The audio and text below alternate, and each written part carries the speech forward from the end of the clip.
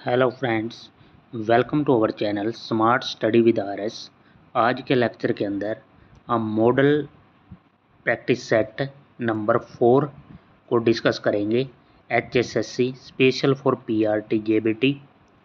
और स्टार्ट करते हैं। बस आपने क्या काम करना है, चैनल को सब्सक्राइब करना है, वीडियो को लाइक और शेयर किया करो भाई, इतनी मेहनत कर रहा हूँ मैं आपके लिए।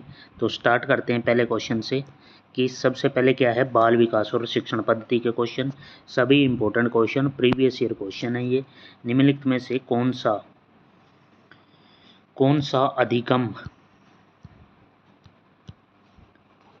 अधिगम के पठार का कारण नहीं है? कौन सा अधिगम के पठार का कारण नहीं है? तो विद्यालय का एस योग, ऑप्शन नंबर सेकंड, ये हो जाएगा आंसर। नेक्स्ट हमारे पास क्वेश्चन है, अधिगम अनुभव और परीक्षण के परिणाम स्वरूप व्यवहार में परिवर्तन है, ये कथन किनके द्वारा दिया गया था? ये था गेट्स व अन्य। स्वायत्त नैतिकता और बाह्य विधान के अधीन नैतिकता के बीच अंतर है। तो इसके बीच में अंतर है कि स्वायत्त नैतिक विचारक नियम तोड़ने वालों के इरादों पर ध्यान केंद्रित करता है। तो ऑप्शन नंबर थर्ड।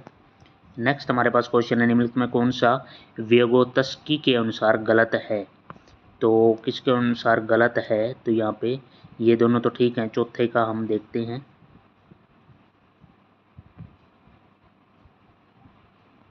ये देखो, इसमें है कि कहता है स्वायत्त बच्चों की सामाजिक समझ उनकी अंतर्दृष्टि के माध्यम से आती है, ये गलत है। स्वायत्त बच्चों की सामाजिक समझ उनकी अंतर्दृष्टि के माध्यम से आती है, ये गलत है।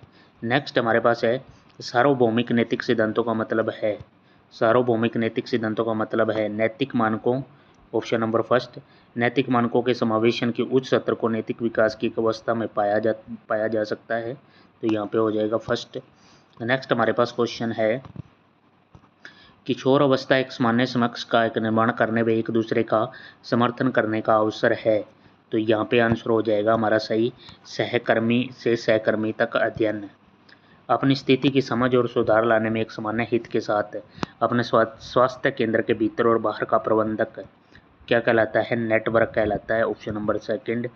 उस अवस्था की पहचान करें जिसमें शिशु कंपलिप्सा उनके जननांग पर कामोत्तेजक इराजनस क्षेत्र के रूप में केंद्रित होती है। तो 8वें का यहाँ पे हो जाएगा, ये उसकी है folic stage, option number third. Next है स्टैनफोर्ड विनय परीक्षण मापन करता है, तो ये परीक्षण करता है बुद्धि का।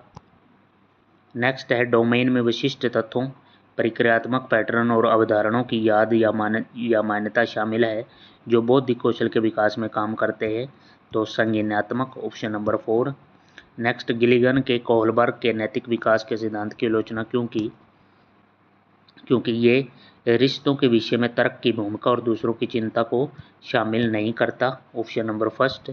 नेक्स्ट हमारे पास क्वेश्चन है कि भाव को किस रूप में परिभाषित किया गया? ये भाव को किस रूप में परिभाषित किया गया? तो ऑप्शन नंबर फर्स्ट हो जाएगा, शरीर, सिर व पैर की गति, विशेष रूप से हाथों तथा चेहरों का समावेशन, ऑप्शन नंबर फर्स्ट। नेक्स्ट हमारे पास आ जाता है 13 नंबर क्वेश्चन, जनजातीय भाषा किस संस्कृति प्रकरण में पाई जाती है? जनजातीय भाषा आदिम लोगों की भाषा है, ऑप्शन नंबर सेकंड। नेक्स्ट है, भाषाई विकास का एक शब्दीय चरण है, तो इसका हो जाएगा चित्कार व पूर्व भाषीय मंच, ऑप्शन नंबर फर्स्ट। नेक्स्ट, मामा, दादा, नाना उदाहरण किसके हैं? ये बैबलाना, ऑप्शन नंबर थर्ड। माप का पहला चरण क्या है? तो इसका पहला चरण है निर्णय लेने की क्या मापना है, ऑप्शन नंबर फर्स्ट। नेक्स्ट हमारे पास है, निम्नलिखित में से किस उपकरण का इस्तेमाल प्राय योग्यात्मक मूल्यांकन में किया जाता है? तो यहाँ पे हो जाएगा हमारा second, option number second. Next हमारे पास है, कुदर चिरड्रसन विधि का इस्तेमाल डैश का अनुमान लगाने के लिए किया जाता है, तो इसका उपयोग किया जाता है विश्वसनीयता, ऑप्शन नंबर सेकंड। जब जीव लगभग 9 सप्ताह का होता है तो भ्रूण को भ्रूण कहा जाता है, ऑप्शन नंबर सेकंड।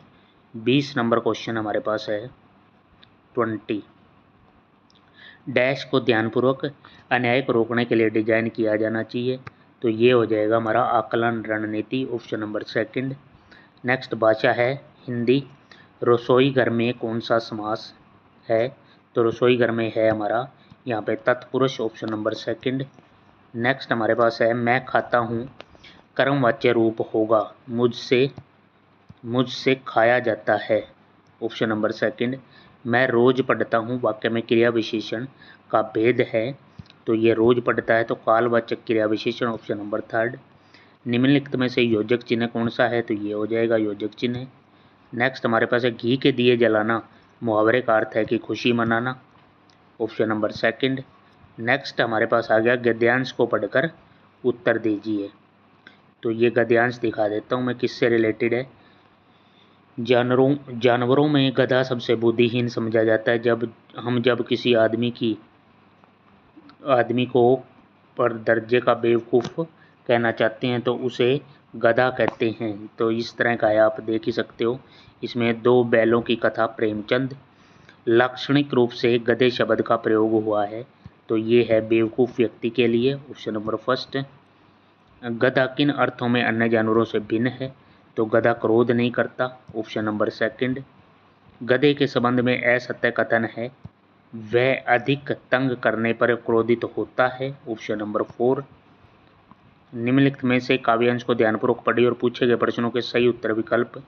उद्यम प्रति बलिदान बीज बोती है, तलवार प्रेम से और तेज होती है, छोड़ो मत अपनी आन शीश कट जाए, मत झुको अन्याय पर भले व्योम फट जाए। तो यहाँ पे हमारे पास इसके क्वेश्चन 29 और 30 नंबर क्वेश्चन ये आगे और भी दे रखा है। तो इस पर 29 दो बार नहीं यमराज कंठ धरता है डैश का अर्थ है मृत्यु केवल एक बार आती है, ऑप्शन नंबर सेकंड। कवि किसके लिए शीश कटाने की बात करता है? तो ये है आन के लिए, ऑप्शन नंबर सेकंड। नेक्स्ट भाषा अंग्रेजी है। Choose the option that describe the meaning of the flowing idioms and phrase. ये है टू लूज वंस बेरिंग्स, इसका मतलब होता है कि to be uncertain of one position, मतलब निश्चित नहीं होना, अनसर्टेन होना किसी भी पोजीशन के लिए, to lose one's bearing. Next हमारे पास है choose the suitable option, bold ये है Napoleon won his laurels in the battle of Waterloo. तो यहाँ पे हमारे पास क्या ऑप्शन है? तो यहाँ पे हो जाएगा acquired destination, option number first. Next है which of the following is not true of the language learning. तो यहाँ पे है grammatical rule are important for learning a language, option number second सही है। उसके बाद है गेरिश a 4 years old child understand grammatical rules without being told about the rules और without giving attention to them, this happens in a natural manner, this is an example of. तो वो ये एग्जाम्पल है लैंग्वेज एक्विजिशन का, option number first. Which of the following is true about multilingualism in India. तो ये यहाँ पे क्या है? It is a typical feature of the Indian linguistic landscape और it is conjunctive of the identity of the child in India. तो option number third यहाँ पे सही है। नेक्स्ट हमारे पास क्वेश्चन है डायरेक्शन 36 to 40 के लिए। यहाँ पे 5 question flowing of the passage आया हुआ है। If we look back on the great political revolutions and a great technological revolution, both of which are clues to the range of mankind capacity and possibility, we see things striking contrast political revolution। ये उस पर political revolution पे है हमारे पास ये topic. तो यहाँ पे 36 का हम क्वेश्चन सोल्व करते हैं इस पे। According to the author our peculiar success and special problem are result of our effort to assimilate political and technological activities, option number third। Next, a man assertive and aggressive side of his nature is expressed in political revolution, option number second। Technological revolutionary reveals man is play instinct, option number third। Man willingness to sacrifice to fulfill his plans are attributed used to his organized proposalness, option number first. Next हमारे पास आ गया 40 number question कि striking contrast is to be established the passage between political and technical revolution political and technical revolution achieved by man. Next Haryana सामान्य ज्ञान है। किस योजना का अर्थ पानी को निचले स्तर से ऊपर और शुष्क ढलानों पर चढ़ाना है, तो ये हमारी है लिफ्ट सिंचाई योजना। नेक्स्ट हमारे पास है भाखड़ा परियोजना से हरियाणा को प्रतिदिन कितनी बिजली की आपूर्ति होती है, तो ये इसका आंसर हो जाएगा 16 लाख यूनिट। नेक्स्ट है छांदस भाषा के तुरंत बाद विकसित नई भाषा का नाम क्या है, तो छांदस के बाद ओदिच्चे। भारत के कुल सड़क मार्गों का लगभग कितने प्रतिशत हरियाणा राज्य में है, तो ये है 1.19%। नेक्स्ट हमारे पास क्वेश्चन आ जाता है 45 नंबर। हरियाणा का न्यूनतम जनसंख्या वाला जिला कौन सा है, तो पंचकुला 1995 में बना था। हरियाणा के सहाड़वा ग्राम में किसका जन्म हुआ था, तो Chaudhary Kriparam, option number second. Haryana में खेलों को बढ़ावा देने के उद्देश्य से प्रदेश सरकार द्वारा कौन सी महत्वपूर्ण योजना चलाई गई हैं, तो ये सारी हैं खेल संस्थाओं को अनुदान, परीक्षण योजना, खेल स्टेडियम, उपयुक्त सभी। हरियाणा के नामकरण से संबंधित सारवान शिलालेख किस विक्रमी संवत से का है, तो 1385। फरीदाबाद में बड़खल झील का निर्माण कब हुआ, तो 1947 के अंदर। कौन सा कथन सही नहीं है, तो इसमें से अंग्रेजों के भय से शमसुद्दीन ने विष खाकर आत्महत्या कर ली, ये स्टेटमेंट गलत है। जिला सोनीपत के खुबड़ू नामक स्थान पर फाल्गुन की पूर्णमासी फरवरी मार्च को कौन सा मेला लगता है, 51 का यहाँ पे मेला, यहाँ पे है मेला बाबा शमकशाह का, ऑप्शन नंबर सेकंड। नेक्स्ट हमारे पास है थानेसर में कुल कितने देव मंदिर हैं, तो ये हैं 100। नेक्स्ट हमारे पास है हिंदी के समर्थन में सत्याग्रह आंदोलन सबसे प्रभावित जिले थे, तो ये जिले थे रोहतक और हिसार। नेक्स्ट हमारे पास क्वेश्चन है हरियाणा किस जिले में होली कॉम्प्लेक्स बनाया गया है, तो ये पंचकुला के अंदर है, ऑप्शन नंबर सेकंड।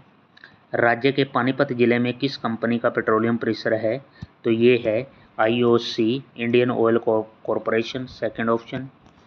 नेक्स्ट है प्रदेश में अधिकतर किसान किन पशुओं का पालन करते हैं, तो हमारे यहाँ पे क्या है गाय है और भैंस है। किसानों की मांग पर नलकूपों की गहराई के आधार पर बिजली की कौन सी प्रणाली पूरे प्रदेश में है, तो ये है स्टेव प्रणाली, ऑप्शन नंबर फर्स्ट हो जाएगा 57 का। उसके बाद 58 हरियाणा काव्य में भक्ति काल के किस संत कवि की वाणी में ठेठ हरियाणवी का प्रभाव है, तो ठेठ हरियाणवी सभी गरीबदास भी, नित्यानंद भी, जैतराम सभी आ जाएगा। नेक्स्ट हरियाणा प्रदेश में छोटे परिवहन बस डिपो की संख्या, तो 17। वर्ष 2011 की जनगणना के अनुसार राज्य में पुरुष साक्षर दर 85.38, ऑप्शन नंबर थर्ड। यहाँ पे आ गई हमारी रीजनिंग। वैन डायग्राम से क्वेश्चन करना है। ये वैन डायग्राम बना हुआ है, ये किससे रिलेटेड है, तो ये हमारा है एक के ऊपर ऐसे बना हुआ है यूं, तो ये हमारा हो गया महिलाएं, माताएं और पुत्री, ऑप्शन नंबर 4 से रिलेटेड है। उसके बाद है 18, 26, 20, 16 और 23। ये कैसे बना हुआ है, 18 से 26 कैसे बना है, तो 18 का आधा कर दो 9 और -1 कर दो ऐसे। 20 के आगे क्या होगा 20 + 20 का आधा कर दो 10 और -1 कर दो, तो यहाँ पे कितना आ जाएगा 29, ऑप्शन नंबर 4। नेक्स्ट हमारे पास क्वेश्चन 63।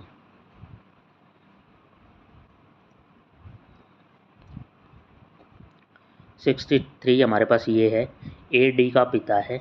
ये एक डायग्राम बना के दिखाता हूँ मैं, ये कैसे करना है। जैसे A है, D का पिता, D ऐसे लिख लो, A पिता है तो यहाँ पे प्लस लगा दो ताकि पता लग जाए कि मेल है फीमेल है।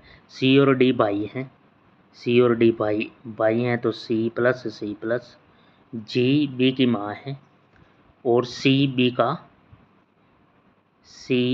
का भाई है, ठीक है।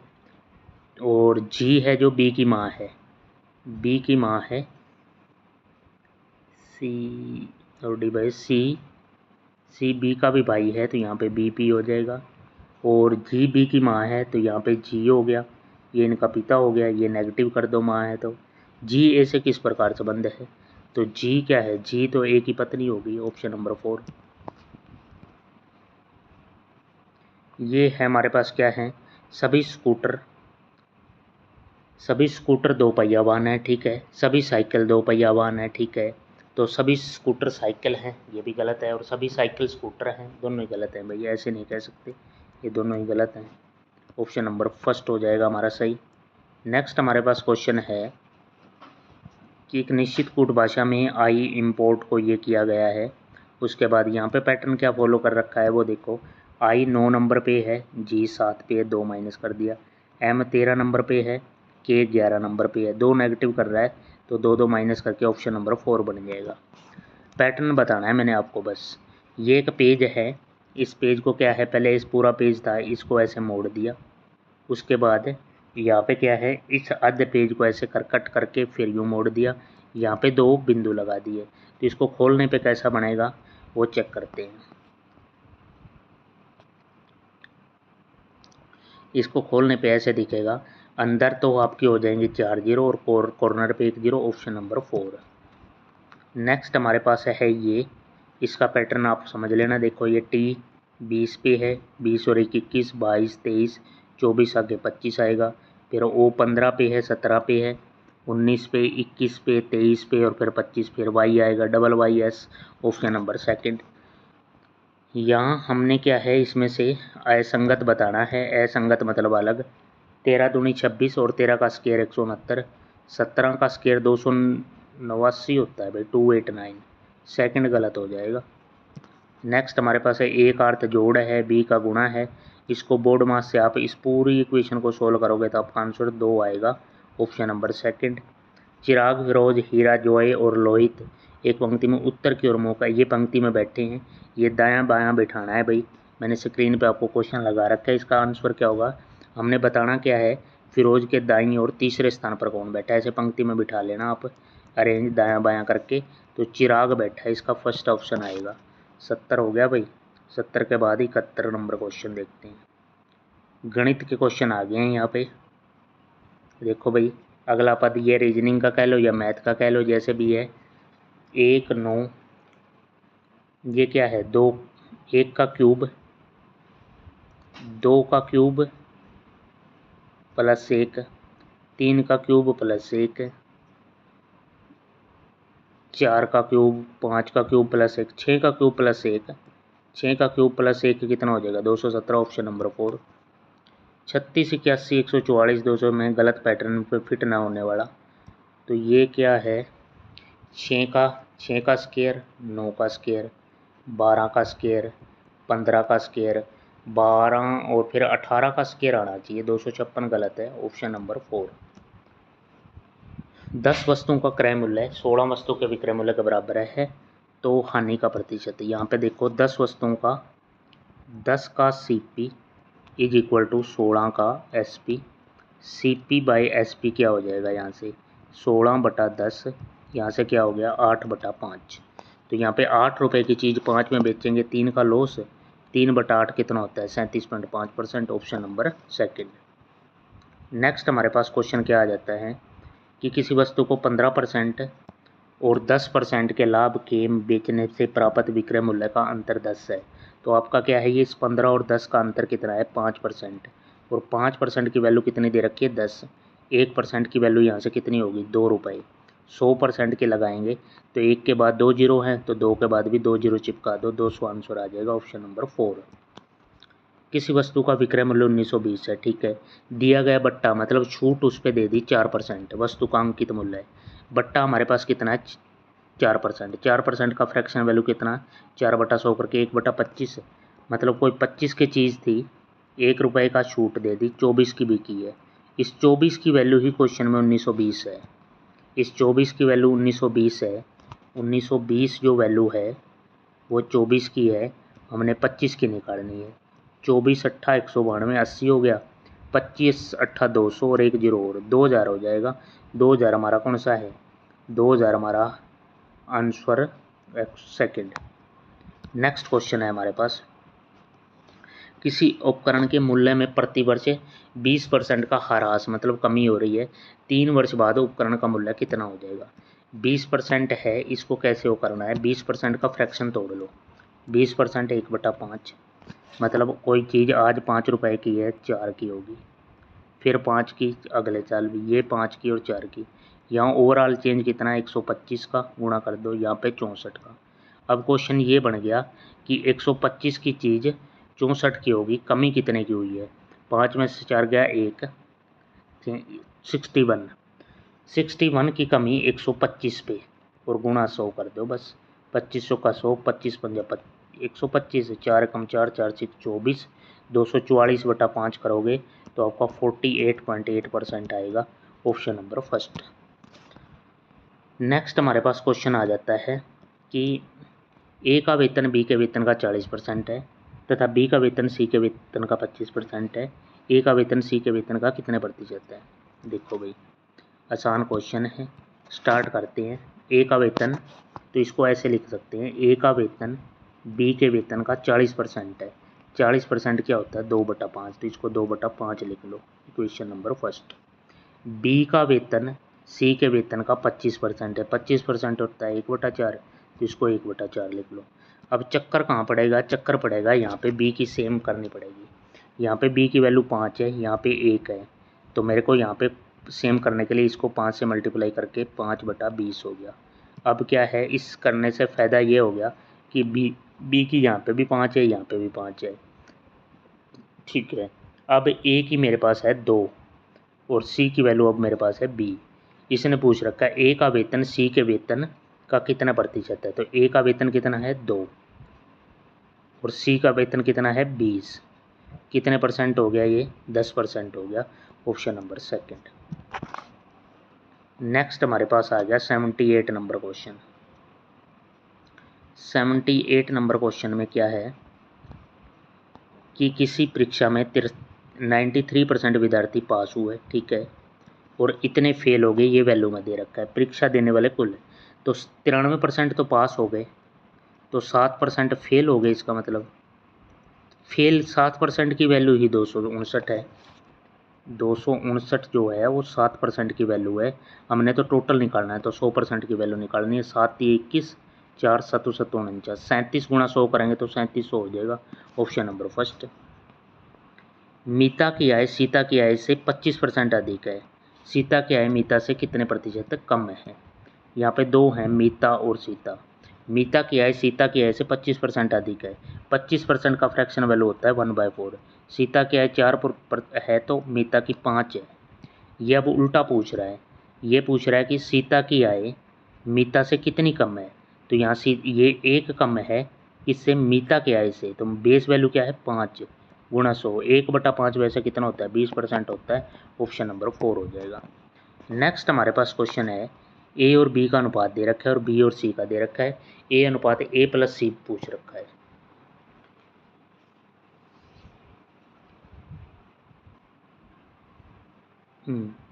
तो यहाँ पे क्या है, करते हैं, सॉल्व करते हैं, सेम बनाना पड़ेगा।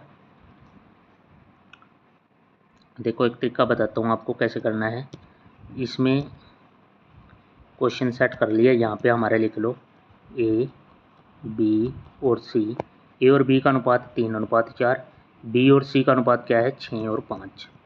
जो खाली स्पेस पड़ा है उसको भर दो, यहाँ पे 4, यहाँ पे 6 आ जाएगा। तो यहाँ पे करोगे तो 16, 6 × 18, 6 चौक 24 और 5 चौका 20। ए की वैल्यू हमारे पास 18 आ गई, बी की 24 आ गई, सी की 20 आ गई।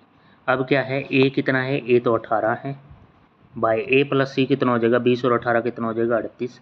यहाँ रेशो लेंगे तो कितना हो जाएगा 9 और 19 का, 9 19, ऑप्शन नंबर थर्ड। नेक्स्ट है, किसी वस्तु का क्रय मूल्य उसके विक्रय मूल्य का 3/2 है, लाभ या हानि बतानी है। किसी वस्तु का क्रय मूल्य CP SP का कितना है 3/2।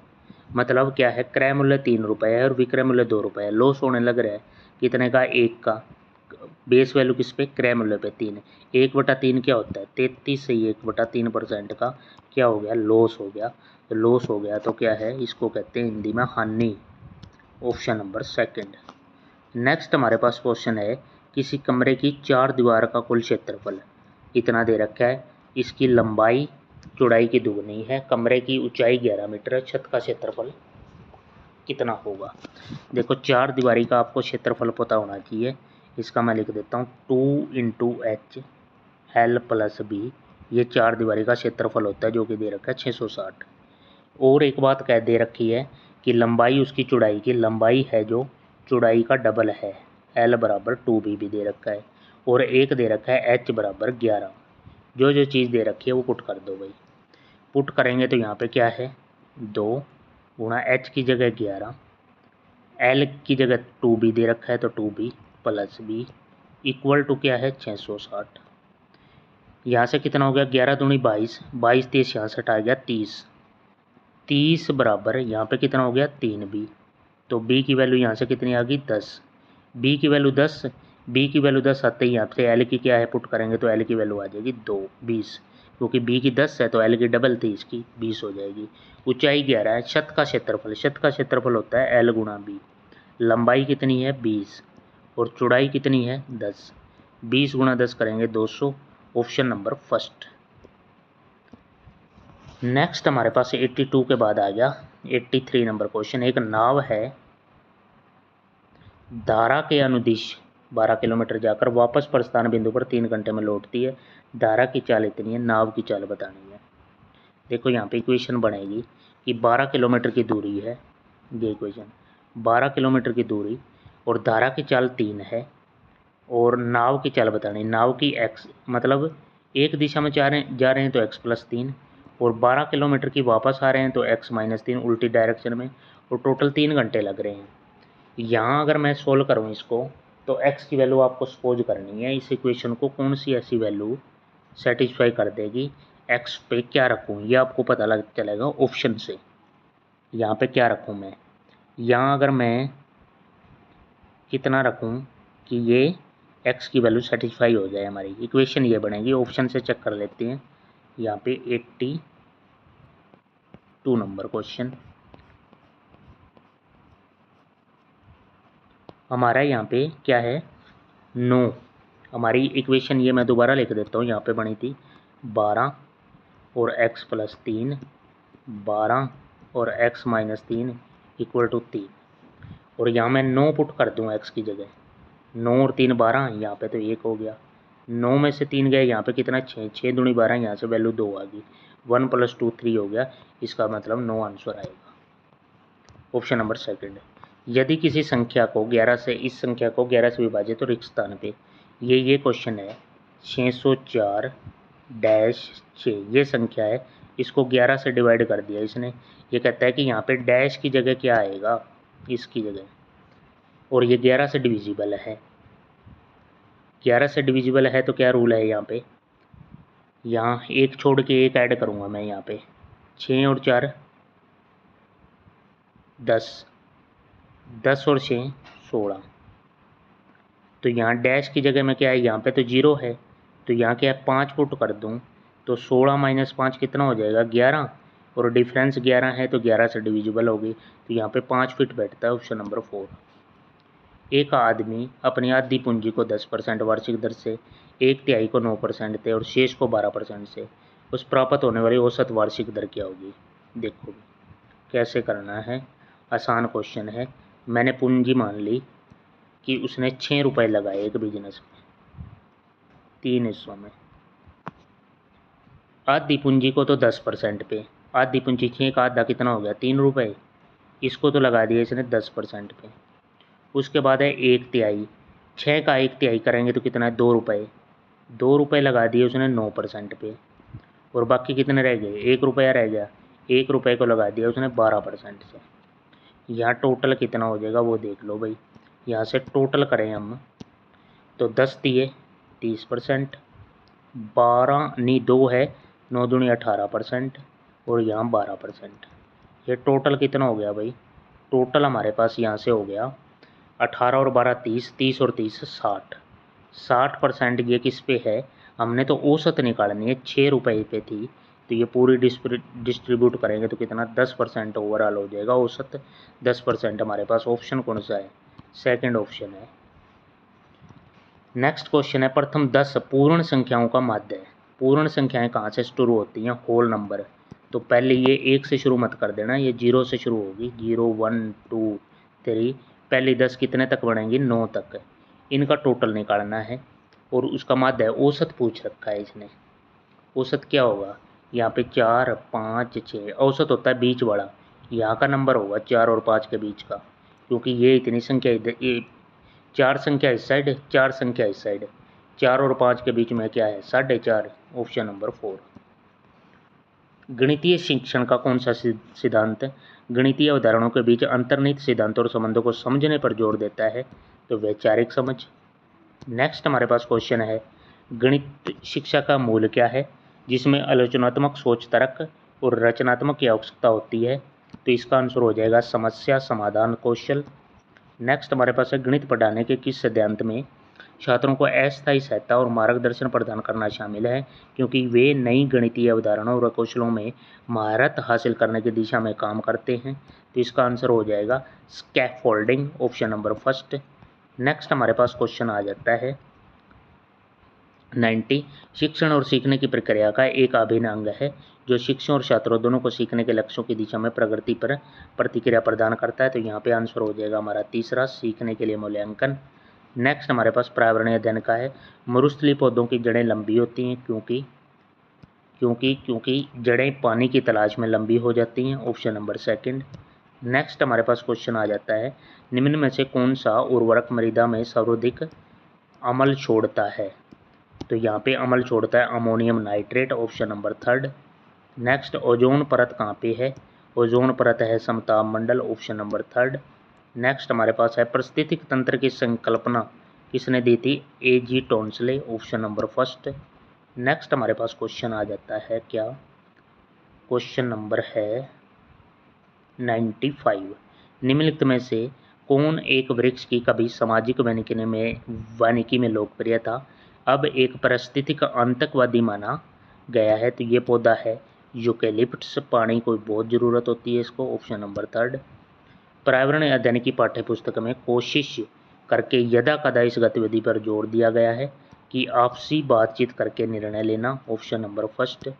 नेक्स्ट हमारे पास है, मीना पाठ पढ़ाते समय कहानी सुनाते तथा साथ ही साथ तथ्य बताने की विद्या का प्रयोग करती है, इसके लाभ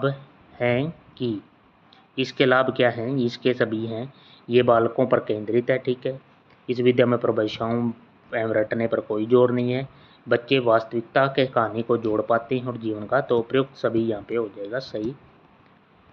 नेक्स्ट हमारे पास क्वेश्चन है कि पाठ्य पुस्तक में पर्यावरण में प्राकृतिक स्रोतों और दुरुपयोग के बारे में शिक्षक छात्रों को इससे बताते हैं, क्योंकि यहाँ पे भी ये सभी है, सारे उपयुक्त सभी हो जाएगा यहाँ पे सही। नेक्स्ट हमारे पास है, प्राथमिक कक्षा में अध्यापिका कला एवं भाषा के पाठ्यक्रम के साथ समन्वित करके पढ़ाती है,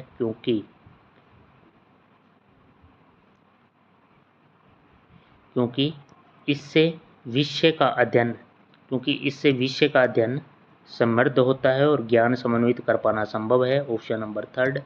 नेक्स्ट हमारे पास है, राष्ट्रीय पाठ्य चर्चा की रूपरेखा 2005 NCF 2005 में छात्रों की स्कूल में दिनचर्या कैसी हो पर क्या कहा गया है, वास्तविक जीवन व विद्यालय के बाहर के अनुभवों को विद्यालय में होने वाले अनुभवों से जोड़कर करना चाहिए, ऑप्शन नंबर 3। तो ये हमारे 100 क्वेश्चन थे भाई, जो हमारा प्रैक्टिस सेट था कंप्लीट PRT के लिए हमने डिस्कस कर लिया, हर एक सेक्शन कंप्लीट सोल्व करवाया गया आपका। तो अपने चैनल को सब्सक्राइब करना है, वीडियो को लाइक करना है, जो भी स्टडी ग्रुप है उसमें शेयर किया करो। Thank you for watching, thanks a lot, thank you.